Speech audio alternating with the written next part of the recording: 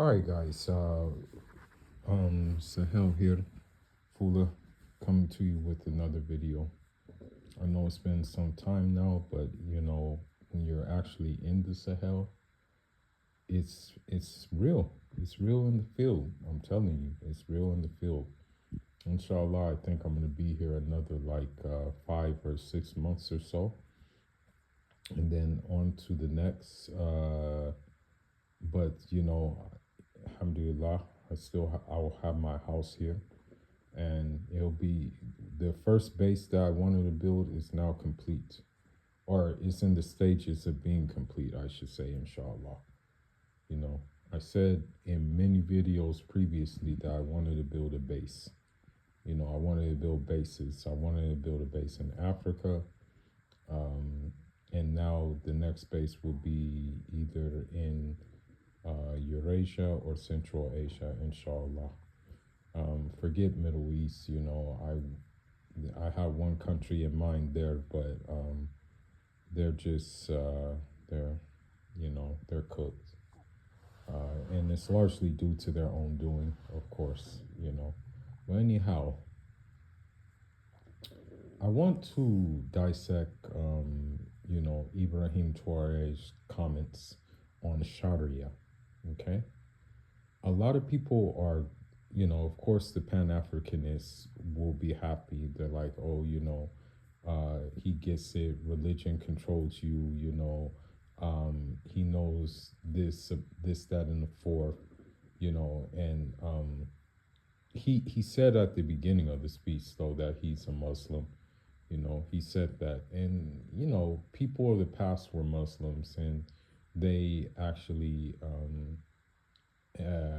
did very great compare and contrast when it came to the Prophet Muhammad alayhi salatu salam events in his life versus their reality. Actually, Sekou Toure, although he went pretty damn hard on the Fulanis, he went pretty damn hard on us. He actually wrote a very, very excellent piece in regards to this issue. What I want to do is just dissect what he said about Sharia. Now, the video has been going viral, it's been making rounds and stuff. He said basically that, Burkinabes, they go to Saudi Arabia, they spend like 8 years studying Sharia there, or how many years, I don't know how many years they spend. And then he's like, apply Sharia where? Apply Sharia where? There will be no Sharia here because everybody has the right and their choice to their religion. So I want to give him some benefit of the doubt and go into it a little bit more.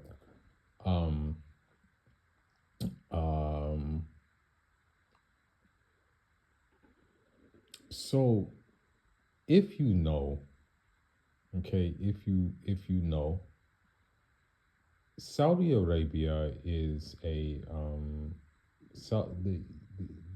curriculum in Saudi Arabia that you will get is not going to be the curriculum that you would get, say, let's just say in West Africa, let's just say in North Africa, let's just say in Central Asia, let's just say in let's also include let's just say the Muslims in China. You're not going to get these type of curriculums which are based on the original texts and the original sources. And you're not going to get them because and it's not going to be based on the scholarly consensus as well. What you will get is largely based on the scholars of their choosing, and most of the scholars of their choosing are Ibn Taymiyyah, Uthaymin, Bin Baz, and Al-Albani, and the like thereof that follow that way. And in that way, um, it's it is indeed counterintuitive and counteractive to African the African Islam in which we have, and the Islam that goes side and side with our day to day things going on. You know, so of course it's going to be contrary to, like, for example, I'll give you the prime example. When I was in the UAE, um, the thing is that most of the time in the UAE, you would see just people, the women wearing the niqab, and you would see them wearing black.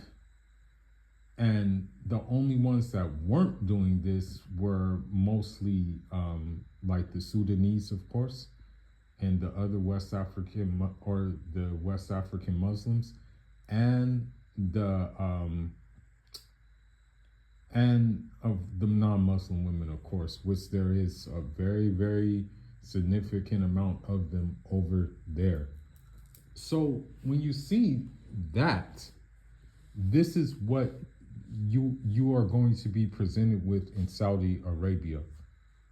The thing is, they will not like tell you like, okay, you know, you can have your earth, you can have your adat, just don't violate the rules of Islam. They'll say, no, you have to dress like this, no, you have to dress like that, this, that, and a fourth. It's a rigid interpretation. And also, they'll just swear straight up and down that the Prophet, alayhi salatu salam, that, his color of choice was white. But he wore many different colors, alayhi salatu salam. And sometimes he was even gifted apparel from different, I want to say he was gifted it from different emissaries that were going there. And the thing is that if he himself didn't wear it, he would give it to one of his Sahabi, may Allah be more pleased with them all, to wear it. So if there was a problem with them wearing it, I'm pretty sure he would have thrown it away or did whatever with it. You know. Now, the thing is that being in the Sahel myself, I 110% agree with that we don't need that interpretation of Sharia here. That interpretation of Sharia has caused insurgencies, um, border crises, and getting, like, for example, playing Russian roulette trying to do legitimate business. Like, for example, I'm not going to name the state because then you guys will know where I am. But there's a certain state where we were given permission for gold, for a contract for gold. But it's simply too risky to go to that state because of, because of insurgencies. And I'm going to be completely transparent. All of these groups that you see in the Sahel have the common denominator of Mohammed ibn Abdul Wahhab and Ibn Taymiyyah as their minhaj, okay? That's the common factor, okay? Just the other day, one like Arab-looking dude was caught in, I think it was, he was caught on the Niger border, and I mean, I'm gonna just be honest, most Arabs are into this kind of curriculum. Now, here's what I want to push back at with Ibrahima Traore. As a Muslim, and he said he was a Muslim, by the way, he should want Sharia.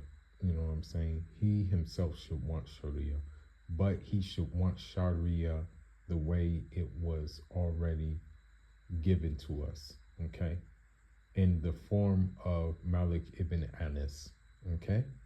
And in the form of the original text, okay? Because in with Sharia, right? With Sharia, non-Muslims are pretty much, non-Muslims, provided that they don't do any absurd things in the state or interfere with the Muslim affairs. Hey, judge yourself, do what you want to do, you know, in with the real Sharia. Okay. Now another thing too is the Sharia in Saudi would lead to human rights abuses here because of the simple fact that, for example, Saudi has a kafir system where they take, unfortunately, compromised or just those who are down on their luck to they take them as servants, and sometimes the residents, they treat them very badly, like they do like very very bad things. They what I'm saying, they mistreat them. They mistreat them very very badly. And so in mistreating them, there have been a couple of incidents where you know the maids had self-defense, and they ended up like maybe deleting the owners, or deleting one of the Saudis. And rather than get justice for how they were treated, they themselves will get executed, you know.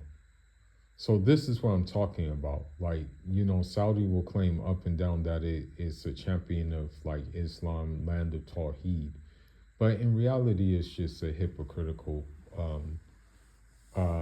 It's a hypocritical, I want to say, monarchy. The the best place on earth is the place where the Prophet alayhi salatu salam's buried, and he was the ultimate lawgiver. He gave laws better than anybody else who walked this planet. But unfortunately, they don't even follow him. They follow which one call it their own kind of like country club type law. So in that sense, yes, I agree with him. We don't there's no point in trying to like get Africans who are naturally liking wearing colors, right? And things like that, all of a sudden into niqabs, and you know, and guys wearing white thobes with just unkept beards. There's no point in doing that. But I will say that having Sharia courts is something that should be implemented for those who want to be judged under the Sharia. What I would suggest to Ibrahim Traore, and this is just my suggestion, he needs to flush out all the Wahhabi clerics of the country. That's what he needs to do. That's what he needs to do. Okay, he needs to clear out the Wahhabi clerics. Then he needs to make sure the traditional clerics are trained in the traditional texts, such as like Ashmawiya, Akhdari, Muqtasar al-Khalil, Ibn Abi Zayd al-Qarawani, because this whole area is Maliki. That's the thing. Also, he needs to make sure that the youth coming up, he needs to set something up for the youth where he they get trained in Sharia, but they also get trained in a kind of skill or trade that will lead to them developing technical skills. The thing is, for example, the Nigerian Lamido Sanusi, he was a banker. He was in the Central Bank of Nigeria, and eventually he opened a Sharia compliant bank. But he did 7 years of study of Sharia, not in Saudi Arabia, but in Sudan, because Sudan is majority Maliki. You have some pockets of Shafis as well. So he studied for 7 years in Sudan. That study of 7 years in Sudan led him to open a Sharia compliant bank. So this is what I would say he needs to do. And I guess he could have worded it differently. But that's all I have to say about the subject. Fula signing out. Leave your thoughts, leave your comments. Unjarama.